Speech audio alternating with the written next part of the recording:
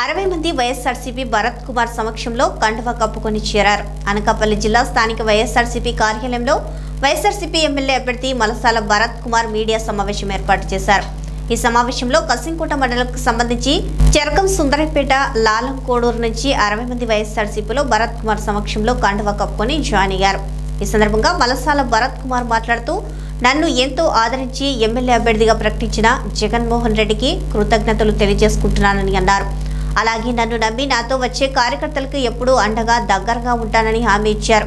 2019 ఎన్నికల్లో గుడివాడ అమర్నాథ్ను ఎంపీ సత్యవతిని అద్భుతమైన మెజార్టీతో గెలిపించారని, అదేవిధంగా నాకు సహకరించి ఇంకా మంచి మెజార్టీతో గెలిపించాలని కోరారు. యువకులు వైఎస్ఆర్ కాంగ్రెస్ పార్టీలో జరగడం జరిగింది. ఒక మంచి పరిణామం.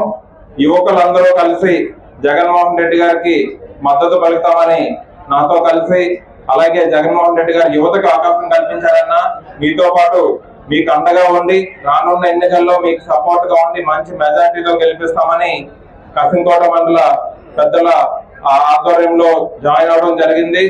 మా వైఎస్ఆర్ కాంగ్రెస్ పార్టీ పెద్దలు నాయకుల తరఫున వాళ్ళందరినీ స్వాగతిస్తున్నాం. అదే విధంగా వాళ్ళకు కూడా నేను మాట ఇచ్చాను, జాయిన్ అయిన ప్రతి ఒక్కరికి కూడా ఎప్పుడు వాళ్ళకి అందుబాటులో ఉండి వాళ్ళకి ఏ సమస్య వచ్చినా గానీ నేను అండగా ఉంటాను.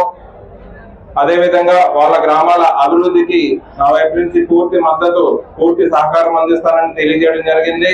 మేమందరం కలిసికట్టుగా రానున్న ఎన్నికల్లో విజయానికి అంటే మంచి మెజారిటీతో విజయం సాధించాలనేటువంటి ఒక మంచి నిర్ణయంతో మొన్నటి నుంచి డోర్ టు డోర్ కూడా ప్రారంభించడం జరిగింది. దానికి 2 మండలాలు మరియు పట్టణం నుంచి ప్రతి వైఎస్ఆర్ కాంగ్రెస్ పార్టీ కార్యకర్తల నుంచి నాయకుల నుంచి మంచి సంపూర్ణమైన మద్దతు లభించి, అంటే మొన్న ముహూర్తానికి దాదాపు అన్ని గ్రామాల నుంచి ఒకటే టైంకి పెద్ద ఎత్తున డోర్ టు డోర్ ప్రారంభించడం జరిగింది.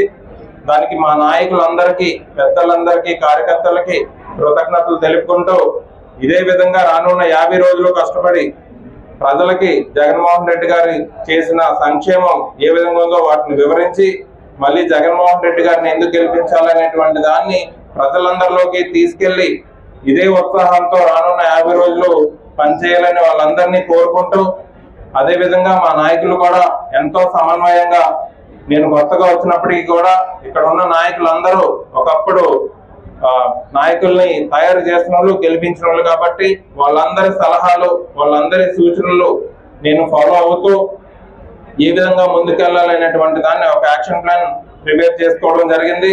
కాబట్టి మా నాయకులందరినీ రానున్న 50 రోజులు కష్టపడి ఏ విధంగానైతే 2019లో మంచి మెజార్టీతో ఇక్కడ అమర్నాథ్ గారిని అలాగే ఎంపీ సత్యవతమ్మ గారిని గెలిపించారో, రానున్న ఎన్నికల్లో కూడా దానికంటే ఎక్కువ మెజార్టీతో గెలిపించడానికి అందరూ కష్టపడుతున్నారు. వాళ్ళందరికీ ప్రత్యేకంగా కృతజ్ఞతలు తెలుపుకుంటున్నారు. ఎందుకంటే మా నాయకులందరూ కూడా డే 1 నుంచి నేను ఎప్పుడైతే వైఎస్ఆర్ కాంగ్రెస్ పార్టీలో చేరానో, జగన్మోహన్ రెడ్డి గారి ఆశీస్సులతో ఇక్కడ సమన్వయకర్తగా నియమించబడ్డానో, ఆ రోజు నుంచి ప్రతి నాయకులు 2 మండలాలు పట్టణంలోంచి కార్పొరేటర్లు కానీ అందరూ కూడా సంపూర్ణమైన మద్దతు తెలిపారు నాకు.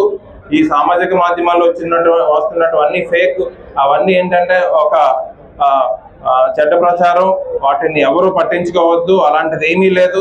అందరూ సమన్వయంగా వాళ్ళు నాకు ఇంకా బాగా హెల్ప్ చేసి ఏ విధంగా వాళ్ళు అప్పుడు అమర్నాథ్ గారిని గెలిపించారో అంతకంటే ఎక్కువ కష్టపడాల్సి ఉంది ఇప్పుడు. ఎందుకంటే అన్ని పార్టీలు కలిసాయి ఇప్పుడు. వాటిని ఏ విధంగా ఎదుర్కోవాలని మేము రాత్రి 12 వరకు అందరూ సాయం చేస్తూ రేపు ప్రోగ్రామ్ అన్ని ఫిక్స్ చేస్తూ సహకరిస్తున్నారు. అందరూ కూడా చాలా సంపూర్ణ మద్దతు ఇస్తున్నారు. అలాంటి అపోహలు అంటే మా మధ్య డిస్టర్బెన్స్ పెట్టడానికి కానీ, ఏమన్నా గ్యాప్ పెట్టడానికి కానీ, చిన్న కన్ఫ్యూజన్ క్రియేట్ చేయడానికి వస్తున్నటువంటి అవాస్తవమైన వార్తలు, వాటిని ప్రజలు కూడా హర్షించట్లేదు. ప్రజలు ఎవరు కూడా